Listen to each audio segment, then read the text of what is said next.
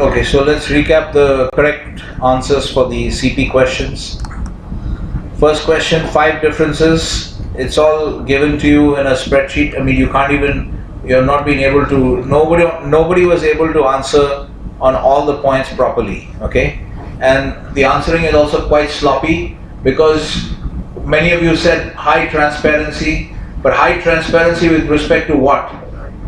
Okay, the point itself mentions with respect to, if you just say high transparency, that is not sufficiently specific, especially when information has been given to you about exactly what that transparency deals with. Okay, so that nobody mentioned that transparency with respect to market information. Then listing of securities, no one mentioned. Location in a fixed place, okay, this part most of you got right. Then this point hardly anyone mentioned properly, very few, some of you just touched upon it, but this is one of the most important. 4 and 5 are actually the most important distinctions, and 4 was hardly mentioned by anyone, okay? So very, very poor performance. These are some basics.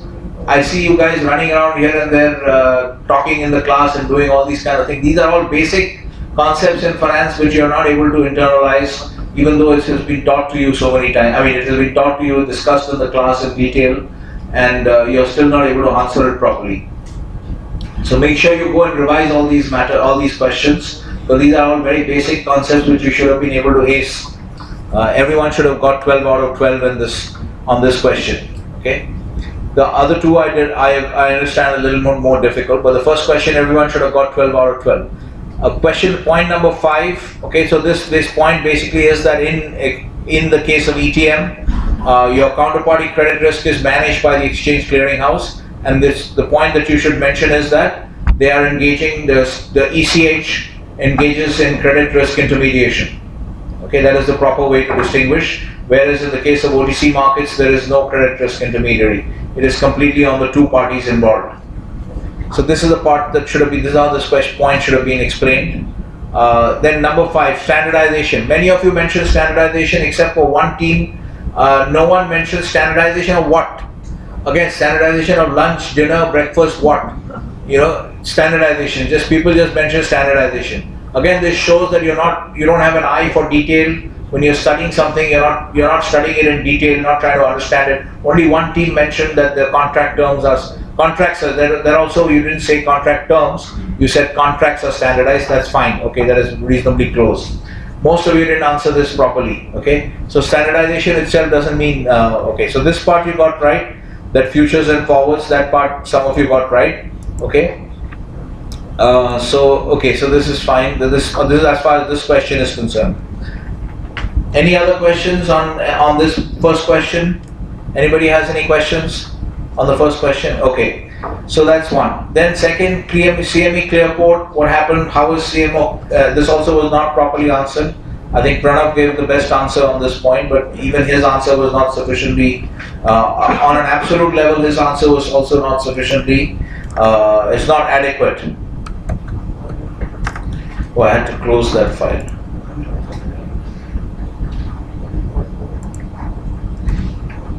So if you remember I'll just explain, you can look at the notes, later on, okay, but I'll just explain what we have in the case of CME Clearport, and that is, so the point that you have to say, the correct way to answer this question is, obviously you have to refer to which distinction, okay, in what way is CME, many of you actually didn't even refer to CME Clearport, you just kind of talked about the distinctions, okay, so that is not the way to answer this, you have to read the question properly.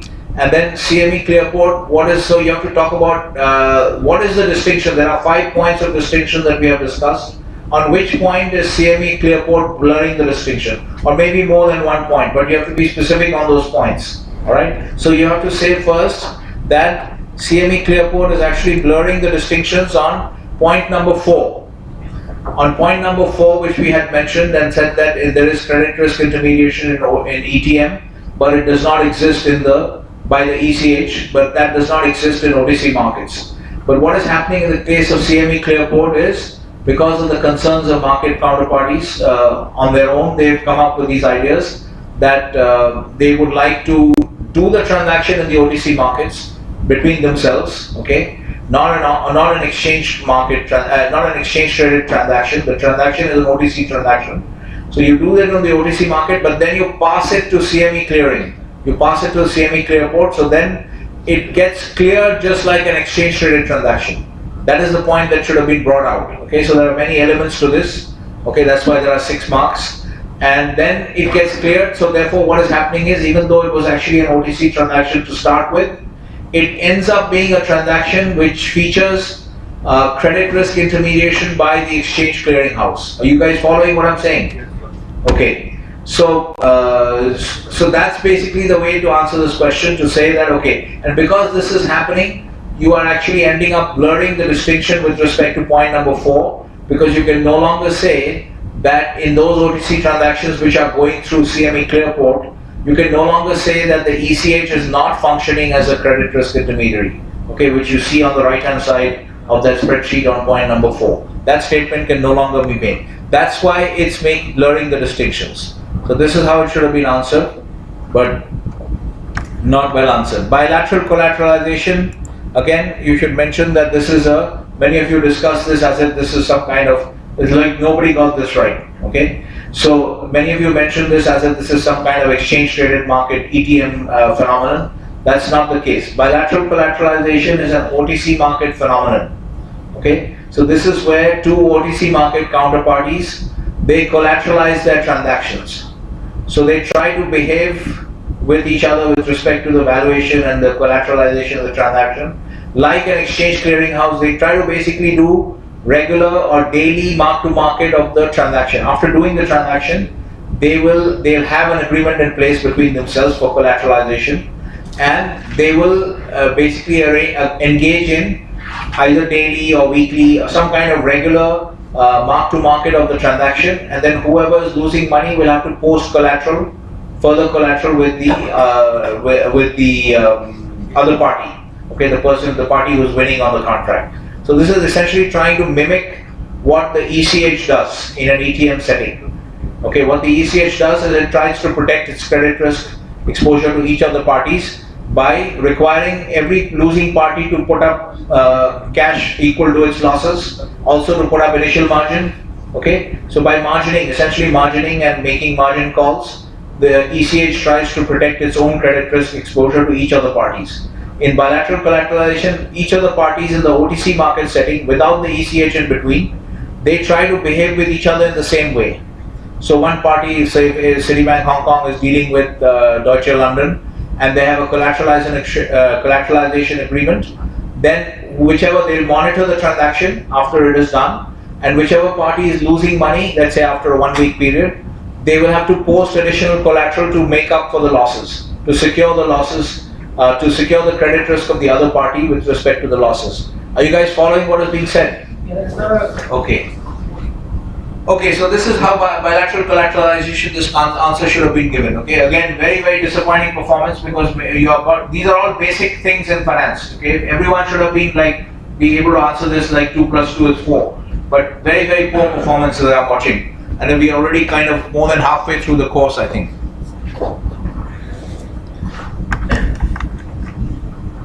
Okay, so we will continue with our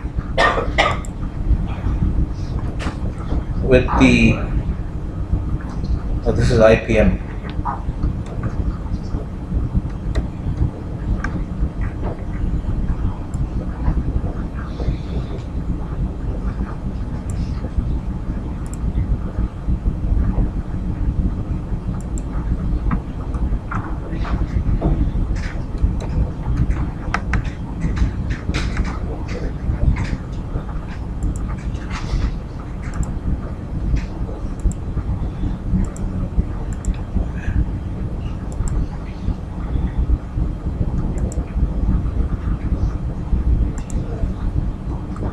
Have you guys started practicing with your Rwanda software? Or everybody has not started practicing. So you better start practicing, because we'll start your project. I'll give you the date when you'll start your project. I'll look at it. But I think you have about at least a week you still have. But get used to what you have to. Is everyone clear about what needs to be done? Because the project related information we have already shared with you. I've already discussed that with you. Exactly what you need to know to do your project. Okay? So if you have any doubts, you can ask in the class. or come to me, but ideally you should first check. And also the point of giving you the video now is that the content is richer, it's better than just audio. So you should try to listen to the video and understand I'm not going to give you a different explanation. If you come to me, I'm not going to give you a different explanation from what I've given you in the class. So the information is already there, try to listen to the video and understand it again, and that will also help your own understanding, rather than coming to me and expecting to be spoon-fed. Okay, if you finally, even after that, if you don't understand, you can always come, but you should try and do it through the video first. It will also help your understanding.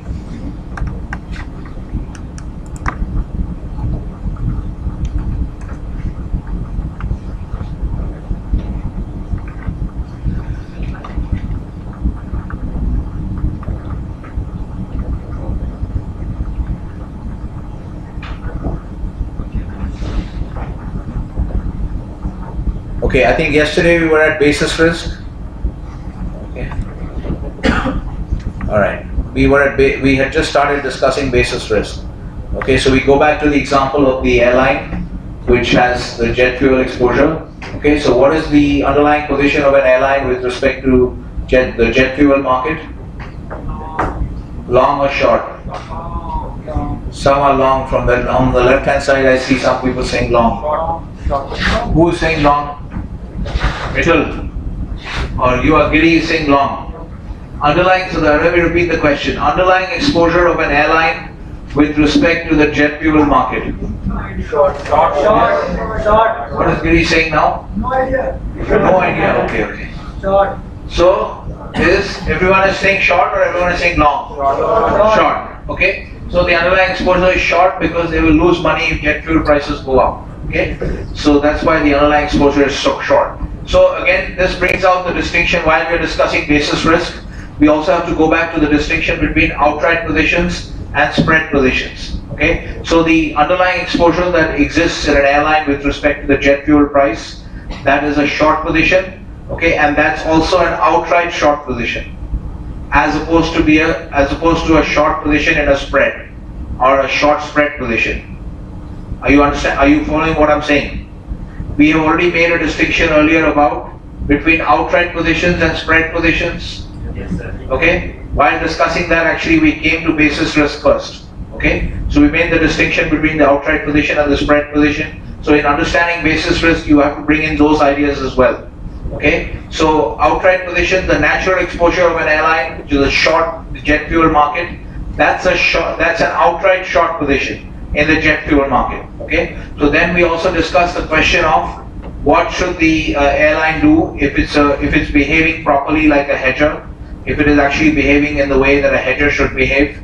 Okay, and what does a hedger try to do? Reduce risk or increase risk? Reduce risk. Okay, yeah. So we looked at this question of we looked at two options that the airline has. One is to do nothing about its outright jet fuel exposure, and then the other option that was given to the airline is to hedge that short jet fuel position with a long position in crude oil futures. Okay, so you have a short outright position in jet fuel, and you hedge that by taking a long outright position or an outright long position in crude oil futures. Okay, so this is why. So obviously, because the underlying exposure is short, okay, therefore the hedge position has to be long. Because remember, what is the word we use? Offset. So the hedge position has to be the opposite of the underlying position. So the moment you know that the underlying position is short, okay, then immediately you know that when you want to hedge, your hedge position should end up being long, because it has to offset the short position. This is clear? And then again bring in the connected idea of hedge transaction versus hedge position. So if your hedge position has to end up being short, then if your hedge position has to end up being long, then the hedge transaction has to be a purchase, a buy or a purchase. Okay, this is clear? How we are using the words very particularly, that we are making a distinction between a hedge transaction, which is to buy or to purchase, and a hedge position, which is a long or a short. Okay, is this clear? You following? So we have, in the discussion of basis risk, we are bringing in two additional concepts. One is outright position versus spread position, and also the concept of hedge transaction versus hedge position. And then also we're bringing in the idea that, once again, we're recapping the idea that a hedge position has to offset the underlying position. Okay, that's why when the underlying position is short, the hedge position has to be long. Okay, so now we looked at the other decision problem of the airline that they have, that whether they have a choice, they can just stay without any hedging, they can just stay unhedged, okay, and retain 100% unhedged, let's say 100% unhedged, and we have another option. We are just keeping it very simple. Actually, you have many other options in terms of hedging, whether you should be 100% hedged or 25% hedged. But we'll assume that if you want to hedge, you'll have to hedge 100%. That's the option. So you have only two options. Either you stay 100% unhedged, or you go 100% hedged. Okay, these are the only two decision choices that you have. And what should the airline do? Okay, so then we decide. So we looked at. Remember that the underlying position is an outright short position. Okay, so we're once again trying to understand the difference between the short outright positions and the spread positions. So because the underlying position is an outright short position, and if they hedge, okay, if they hedge by, so one option is to remain short. In this case, you'll have to remain unhedged. Okay, and the other option is to go long jet fuel, crude oil futures, okay, and create a long hedge position. And the net result, so that now the net position that we had in option 2, which is the 100% hedged option, in option 2, the net position that the airline has is not just long crude oil futures, but that has to be combined, because now we are talking about a net position. Yeah, so hedge position plus underlying position, the net of the two. Okay, so the net position that they have, is everyone following so far? Yes, sir. Okay, so if you choose option 2, that is to go 100% hedged, then you are going to create a net position which is going to be short the spread position. Okay, a short spread position in the jet fuel crude oil spread, where the spread is defined as jet fuel minus crude oil. Remember we discussed this, we looked at this spreadsheet.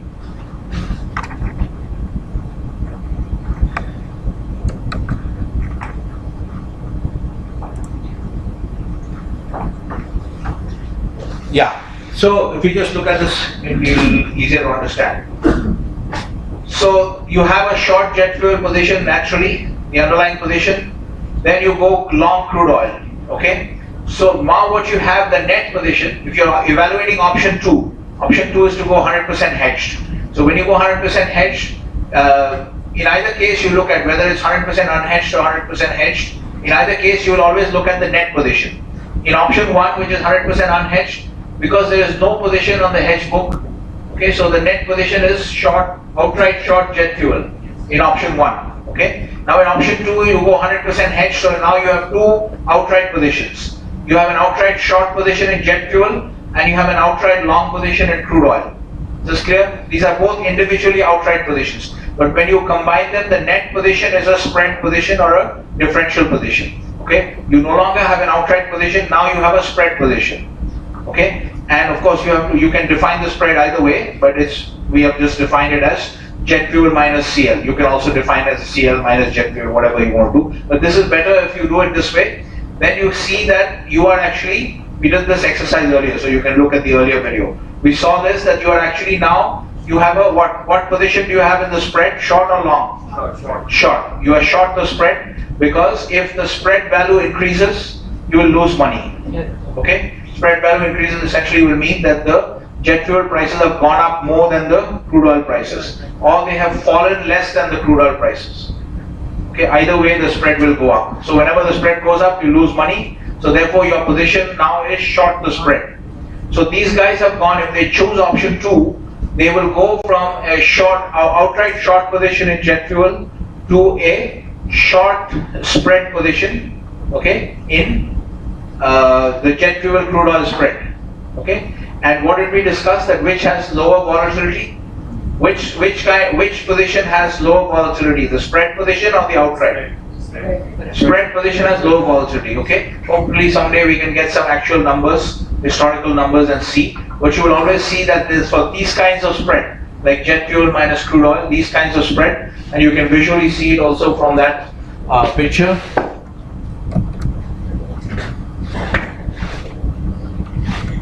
It is easier to understand spread position in the spread, but how it is possible to get the spread position in inter-spread?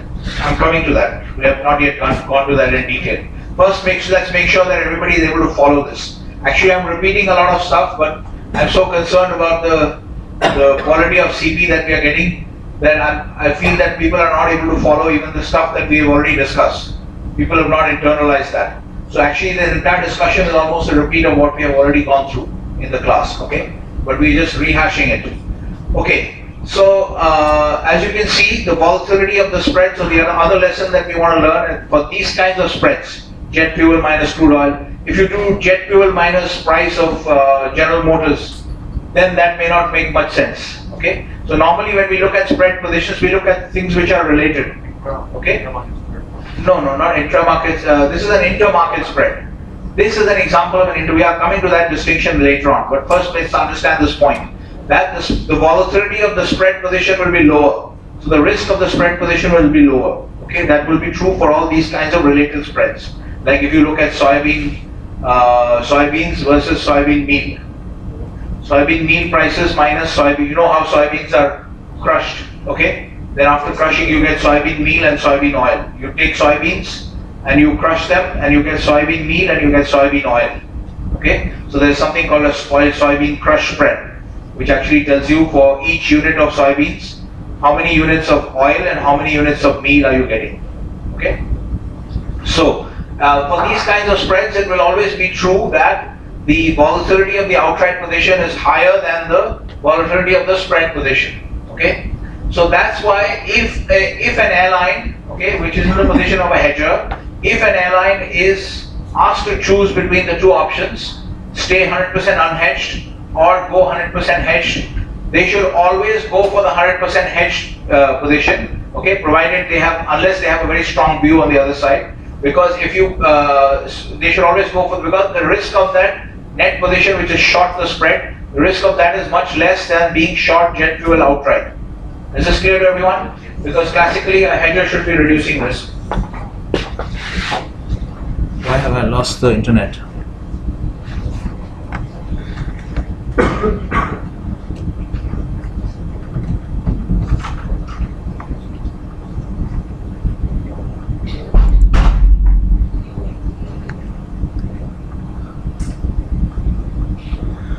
Very strange.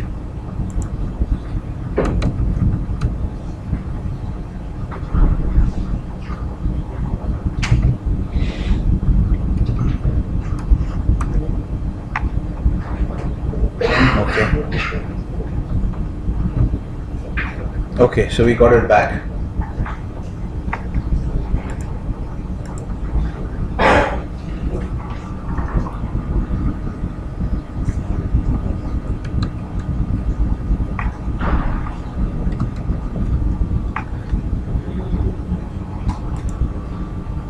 All right, so this now the point, the topic that we were discussing is basis risk. Okay, so this kind of a spread position risk. Okay, so remember that even if the airline chooses option 2, which is a 100% hedge position, okay, they have still not eliminated all of their risk, because the spread can move. As you can see visually from this chart, the spread does not stay constant.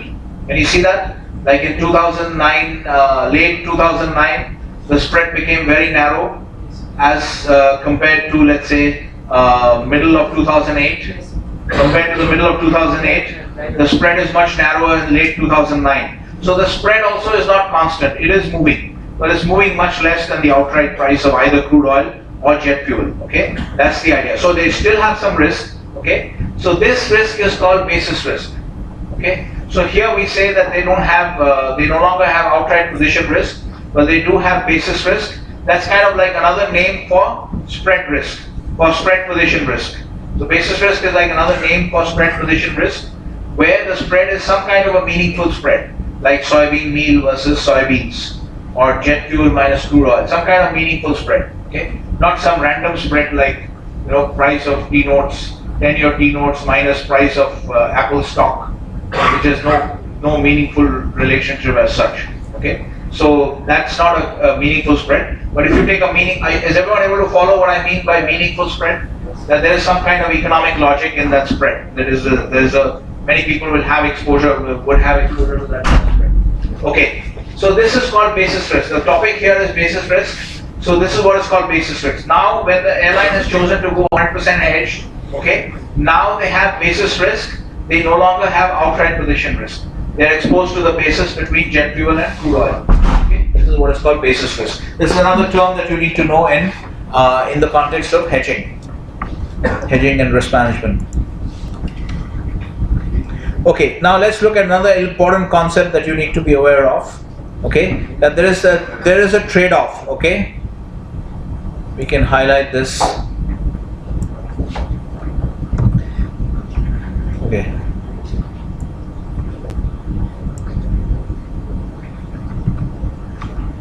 Okay, you understand? Everyone knows what a trade-off is? You know what a trade-off is? Yes. Everyone knows what a trade-off is, right? Okay?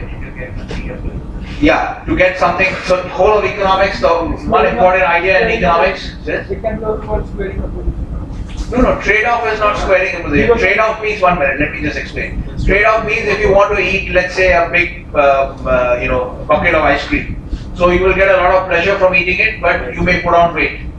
So you are trading it up. You are saying that your pleasure from eating a bucket of ice cream is more than you are not worried about how much weight you are going to put on. Okay, that's a trade-off. So you can't have it both ways. You can't say I'm going to eat the bucket of ice cream and derive all the pleasure at the same time I don't want to put on weight. So you can't have both. There is a trade-off. That's what is meant by trade-off. Is this clear? Trade-off means you give up something, you get something, but you have to give up something in return. Okay. So this is one of the central ideas behind all economic analysis. Okay. One is that the scarcity of resources.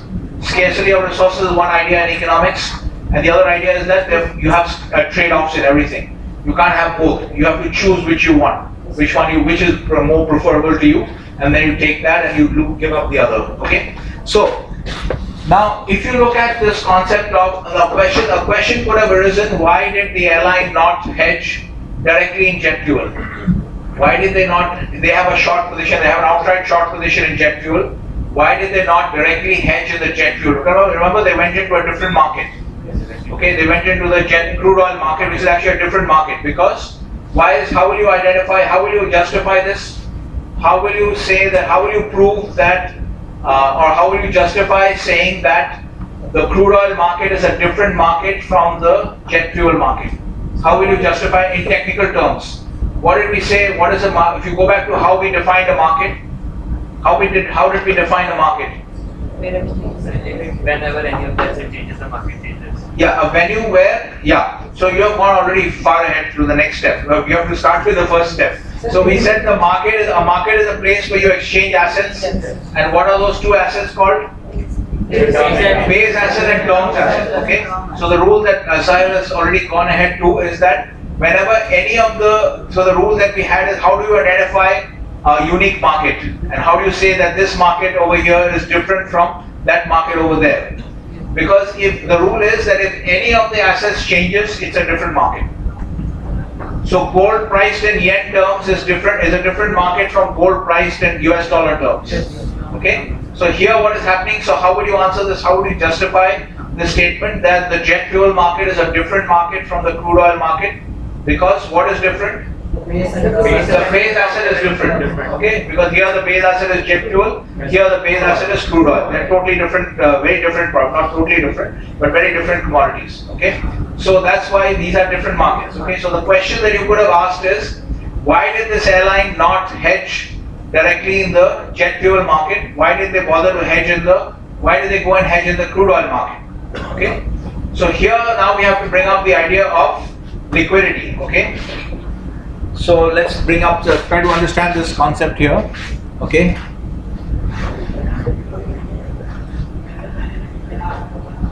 So let's see this one, what I've written here. So when an airline, this kind of a situation, if you look at this airline situation, the airline is actually see what would happen. Now look at the option of if the airline had a choice and they could have hedged directly in the jet fuel market. Now we have two choices.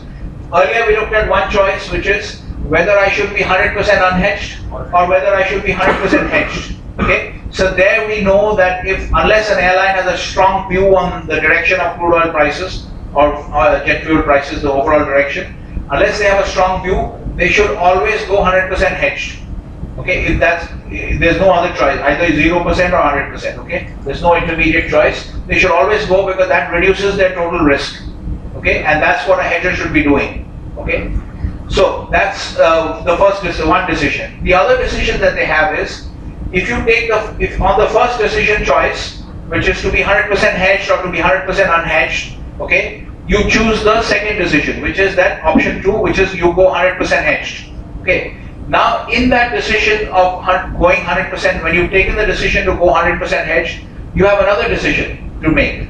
Should I hedge in the jet fuel market itself, where my outright short position is, my underlying position is, or should I hedge in the crude oil futures market?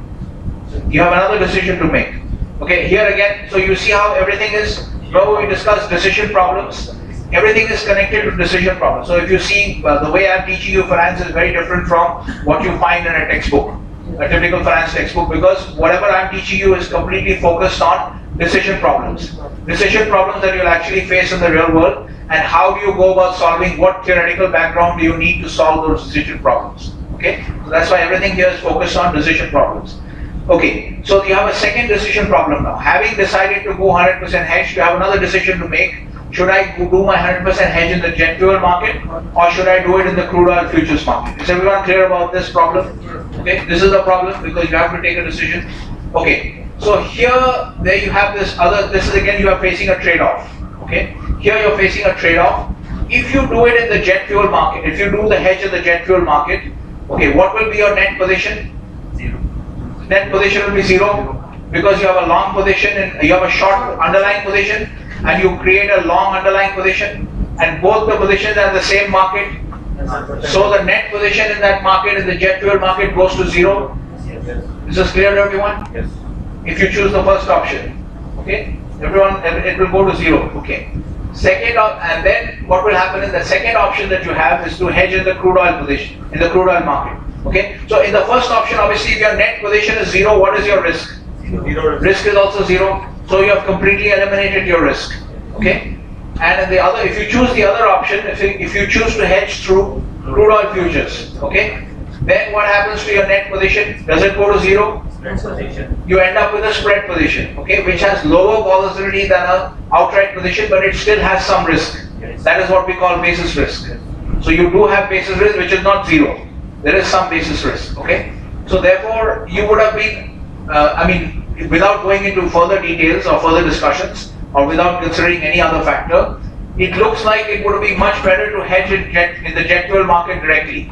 Okay, because then you have a clean hedge and you have no residual, no basis risk, no spread position risk. But we can't have profits also in that market. Sorry? We won't be able to earn profits. And we both Yeah, but the objective of hedging, what is the objective of hedging? Is it to earn profits? Not to earn profits, but you said that hedges can also make profits and limited No, profits. that is part of the discussion in the project, etc. That is also a further discussion. But at this stage, we are discussing a kind of pure choice, okay, to bring out certain concepts, okay. So, so where were we actually? Okay, so if you hedge in the jet fuel market, if the hedge position is also in the same market where the underlying position is, and you go 100% hedged, that's why we are discussing these artificial choices between 100% hedged and 100% unhedged. In the real world, your choices are many more actually, because you don't have to go 100% hedged. You can go 25%, then go to 50%, then come back to 40%. That's how you would make a lot of money, okay? But here we are trying to create an artificial distinction, artificial situation to bring out the concepts, okay? All right. So what we are trying to say is that it seems like therefore that it would be much better to always hedge in the jet fuel market, because then your underlying exposure, underlying position and your hedge position, they are in the same market and they offset each other. So you're left with 0 position and 0 risk. But if you were in the oil market, okay, you would be still left with some basis risk, with some spread position risk, which is not 0. Okay, so why have that position? So you could say that it's always better to go for a hedge in the same market. Okay, the reason that people don't do that is a question with respect to, this is what we are talking about. Okay, so what we are doing is there's a trade-off involved, because the jet fuel market is not that liquid. It doesn't have such high levels of price transparency as you have in the case of crude oil futures. Okay, crude oil futures that basically derives from the liquidity of the market. Transparency, etc., really comes from the liquidity of the market. So, so the crude oil futures market is very liquid. Okay, when people want to first express a view on the crude oil price, they first go and hit the futures market because that is the most liquid. If you want to deal in physical cargoes of oil, you have to call up some oil trader. You have to arrange the cargoes. Okay, the ship may not be available. This, that. It's a big headache. If you want to really do something very quickly in the crude oil market, the first thing you do is you hit the futures market because it's very liquid. It trades almost round the clock. Okay, so that's why the futures markets have very high liquidity, and then the price transparency is also quite high. So what happens is the reason that many airlines would hedge through the crude oil market is essentially they are accepting a trade-off. They are saying that what are we saying this trade-off is? We are talking about, see, if you, the two terms that I've used, okay, this trade-off that we have just discussed, there are two terms that you have to be aware of, which is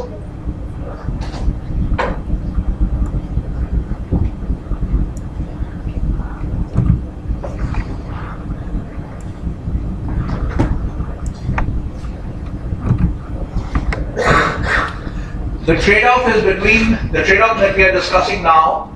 The trade-off is between the accuracy of the hedge and the transactional efficiency of the hedge. Okay, where so these are the two terms that this is where the trade-off is between. It's either between. So it's essentially the trade-off is like this.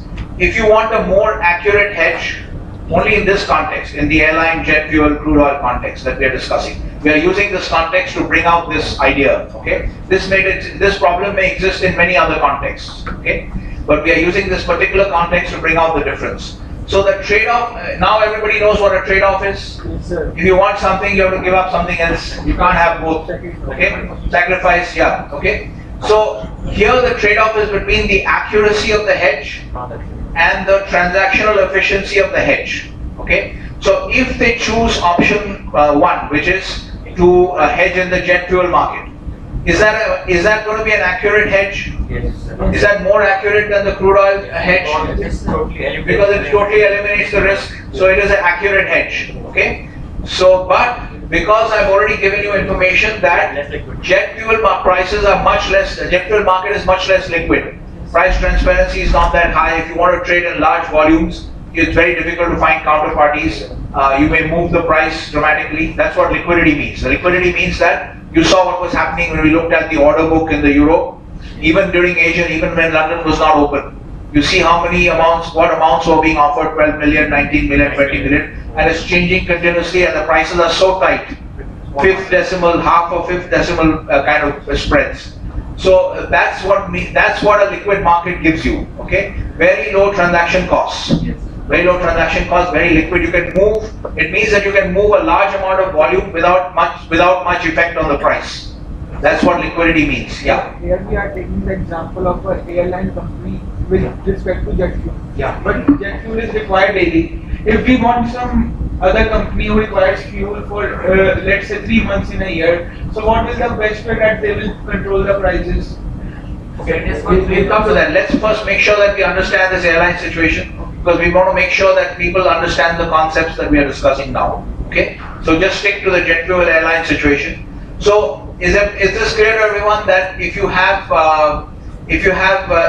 in the jet fuel market, the accuracy of the hedge is much better than much higher accuracy than if you hedge in crude oil futures. Okay, so because you eliminate your risk, but because we said that the jet fuel price market is not that liquid. Okay, time up. Yes, sir. Yes, sir. Okay. So anyway, I'll just briefly, so you can wrap up this on your own. I'm just going to quickly just finish in 1 or 2 sentences. So here you're facing a trade-off. But the reason, so then why do people hedge?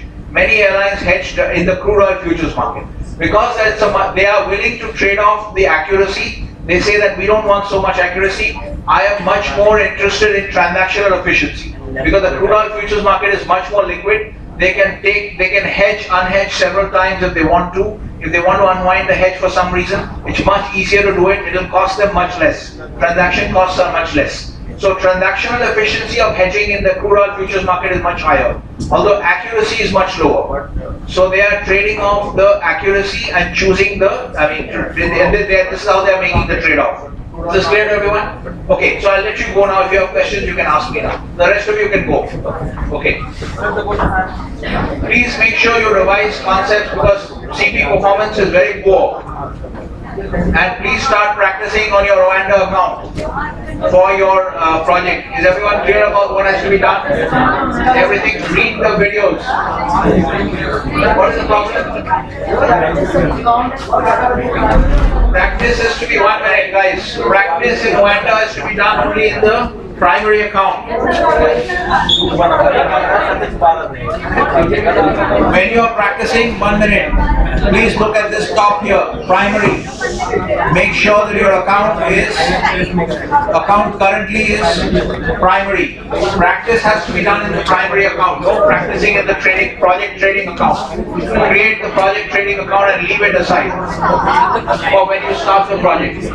Please make sure you start practicing. Everyone should know what has to be done. This project is more complicated. Is it more complicated than the first one? Yes or no? More complicated. So many things to watch out for. So please start practicing. I can create this afterwards. Better to make it now in case you have any problems with it. Okay.